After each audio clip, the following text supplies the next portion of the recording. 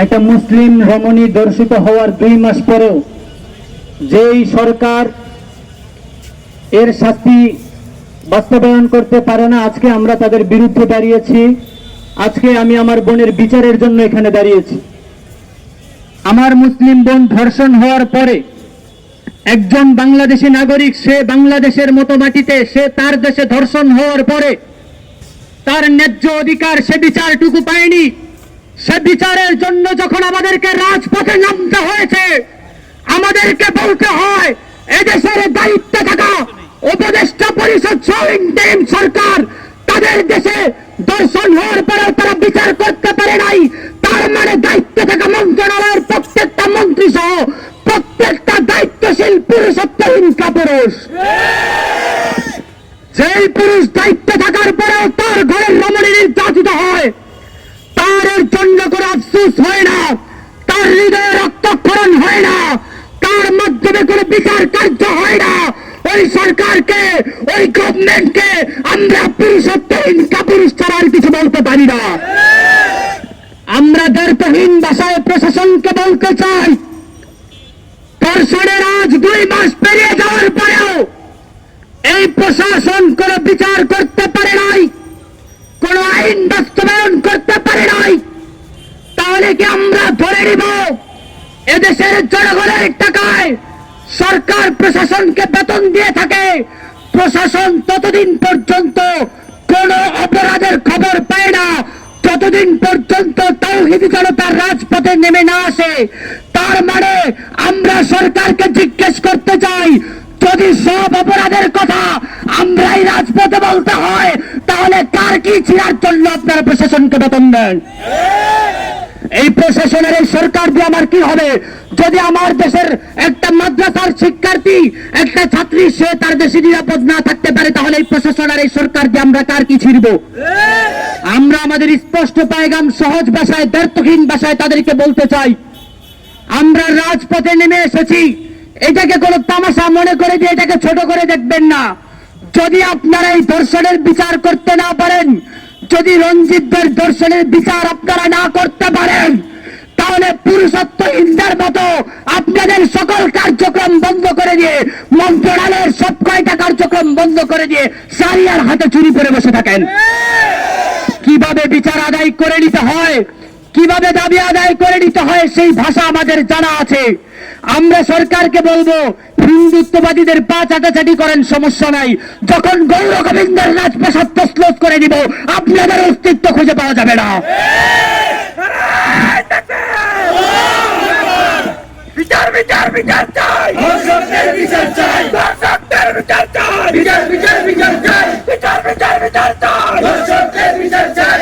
এই সরকারের উদ্দেশ্যে বলতে চাই, যদি সরকারি ভাবে, যদি আইনগত প্রক্রিয়ায় আমার বোনেরকে 3 দিন আটকে রাখার পরে যে ধর্ষণ করা হয়েছে, আজকে 2 মাস পেরিয়ে গেছে, যদি এই ধর্ষণের বিচার না হয়, আজ পর্যন্ত এই সরকার গভর্নমেন্টে আসার পর পর্যন্ত 2025-এর 7 মাসের হিসাব করলে আমরা দেখেছি গুগলের তথ্য মতে 360টা শিশু ধর্ষণ হয়েছে, যেটা 2024-এর চেয়েও সংখ্যায় বেশি।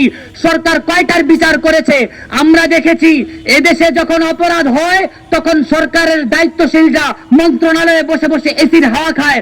যখন জনগণ সেই অপরাধের বিচার করার জন্য মাঠে নেমে আসে, তখন তারা অপরাধীদেরকে গ্রেফতার দেখিয়ে ওই আড্ডাখানায় এবং ওই কারাগারের ভিতরে তাদেরকে আমন্ত্রণ জানিয়ে আপ্যায়ন করতে থাকে।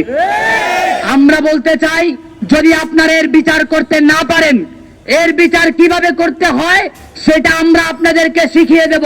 রাজপথে নেমে গিয়ে যদি প্রশাসন ব্যর্থ হয়, মনে রাখবেন, যেই আশামণি ধর্ষণ হয়েছে, যেই আশামণি ধর্ষিত হয়েছে, সে আমার বোন, সে আমার বোন, আমি তার জন্য লড়বো।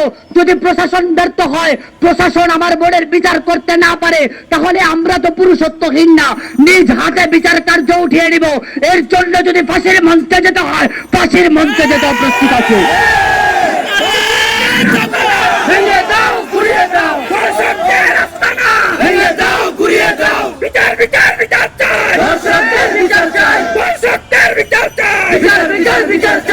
আমি মোহাম্মদ বিন কাসিমের উত্তরসূরি, আমি প্রত্যেকটা মুসলিম নওজোয়ানের কাছে উদারতা আহ্বান রাখবো, যদি সরকার এ বিচার কার্য বাস্তবায়ন না করে, তাহলে এ বিচার কার্য বাস্তবায়ন হওয়ার আগ পর্যন্ত আপনারা কি ময়দানে থাকার জন্য প্রস্তুত আছেন? আপনারা কি জীবন বাজি রাখার জন্য প্রস্তুত আছেন? যদি এই ধর্ষণের বিচার করার জন্য ইন্টারিম সরকার হটিয়ে নতুন সরকার গঠন করতে হয়, তাহলে সেটা করার জন্য আমরা প্রস্তুত আছি। আর প্রত্যেকটা রাজনৈতিক দলের কাছে লজ্জা, লজ্জা, লজ্জা আপনাদের জন্য। আজ আমাদের লজ্জা। এত বড় একটা ঘটনার পরেও আপনাদের কোনো বিবৃতি আমরা পাই না।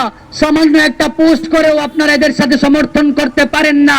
আপনারা হিন্দুদের মন্দিরে গিয়ে তাদেরকে ঠিকই বুঝ দিয়ে আসতে পারেন। হিন্দু কর্তৃক মুসলিম বোন ধর্ষিত হওয়ার পরেও আপনাদের পুরুষত্ব আপনাদেরকে নাড়ায় না। আপনাদের জন্য এক বুক লজ্জা রেখে আজকের মতো এখানেই বিদায় নিচ্ছি। ওয়ামা আলাইনা ইল্লাল বালাগুল মুবিন। নাসরুম মিনাল্লাহি ওয়া ফাতহুন করিব ওয়া বাশশিরিল মুমিনিন। আসসালামু আলাইকুম ওয়া রাহমাতুল্লাহি ওয়া বারাকাতুহু।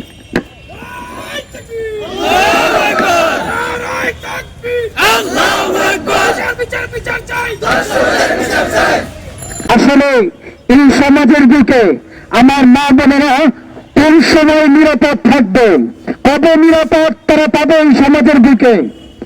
এখনো যদি আপনারা আইয়ামে জাহিলিয়ার মতো যদি আপনারা জিদ দেখাইতে চান, আমরা তা কখনো মেনে নিব না।